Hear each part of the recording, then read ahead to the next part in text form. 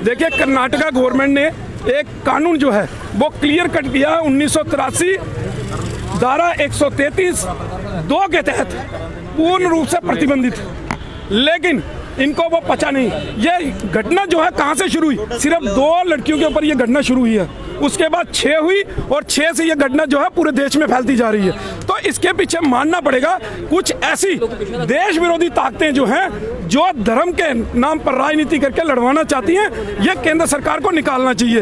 लेकिन जो नेता इसको हवा दे रहे हैं, और हमारा ये मानना है कि कहीं भी कोई भी सरकारी इंस्टीट्यूट हो, जो टीचिंग इंस्टीट्यूट है, चाहे कॉलेज है, चाहे वो, उसके अंदर एक ड्रेस कोड होना चाहिए।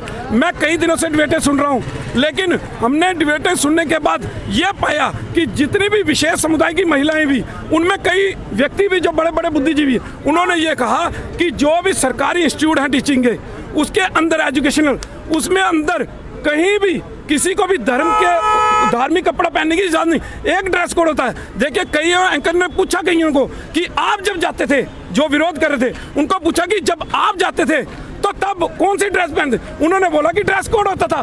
तो मानना तो ये है कि स्कूलों के अंदर एक ड्रेस कोड है, उस ड्रेस कोड को फॉलो करना चाहिए। सियासती पार्टियां ऐसी भी हैं जो इस पर भी राजनीति कर रही है। क्या लगता है एक नया मोड़ जो है सियासत को दिया जा रहा है? देखिए, ये झगड़ा कर्नाटक के अंदर शुरू हुआ, लगते लगते आंध्रा में पहुंचा, केरल के साथ महाराष्ट्र में पहुंचा, अब वो नॉर्थ इंडिया में भी सब जगह फैल गया।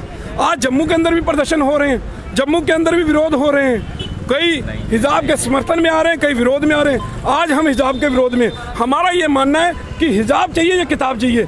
अगर मदरसे हैं, मदरसों के अंदर कोई रोक टोक नहीं है, आप क्या पहनते हैं, क्या पढ़ते हैं, कि सरकार भी इसमें हस्तक्षेप नहीं करती। इसलिए जाइए मदरसों में पढ़िए, क्या पहनोगे क्या नहीं पहनोगे हमें नहीं पता। देश भर में इसके ऊपर जो है सियासत चल रही है, साथ ही साथ प्रदर्शन भी चल रहा है। अब क्या लगता है आने वाले चुनाव में इसका असर देखने को मिलेगा?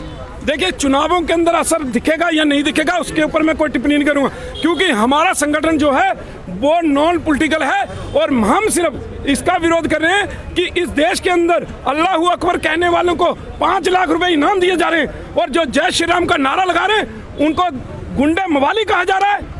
ये कौन सी राजनीति है, या कौन से वो बुद्धिजीवी हैं जो इस प्रकार के बोल रहे हैं? तो इन चीज़ों को सोचना पड़ेगा। जो लोग 5-5 लाख रुपए इनाम बांट रहे हैं ना, उनकी भी इंक्वायरी होनी चाहिए। जो लोग इसके ऊपर टिप्पणियां कर रहे हैं, जो लोग इसको हवा दे रहे हैं, भड़काने का काम कर रहे हैं, और उन लोगों के ऊपर भी जो है एक शिकंजा जो है वो केंद्र सरकार ने कसना चाहिए, और पूरे देश के अंदर एजुकेशनल इंस्टीट्यूटों के अंदर